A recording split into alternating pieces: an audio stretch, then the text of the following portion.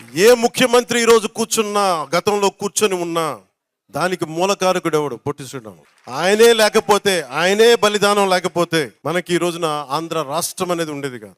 So నేను ఉన్నది దేనికి అంటే, ఇంతమంది గొప్ప మహానుభావులు ఉన్నారు. నేను అన్నా క్యాంటీన్లతో మాట్లాడి ఒకటే అడిగాను, అన్నా గారి క్యాంటీన్లతో పాటు డొక్కా సీతమ్మ గారి క్యాంటీన్లు రావాలి. అన్నా క్యాంటీన్లు ప్రారంభిస్తున్నప్పుడు దాంట్లో కొంత భాగం డొక్కా సీతమ్మ గారి క్యాంటీన్లు కూడా ఉంటాయి.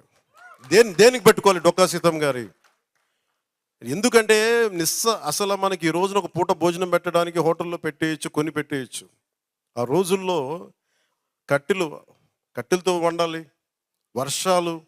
అలాంటి సమయంలో ఆవిడ కూర్చొని అమ్మ సీతమ్మ ఆకలి అంటే కూర్చోబెట్టి అన్నం వండి పంపించే, లంకల దగ్గరికి వెళ్ళి కూడా ఆవిడ చేసేదంటే, అలాంటి విలువలున్న మనుషులు మనం గుర్తు తెచ్చుకోకపోతే సమాజం విచ్ఛిన్నమైపోతుంది.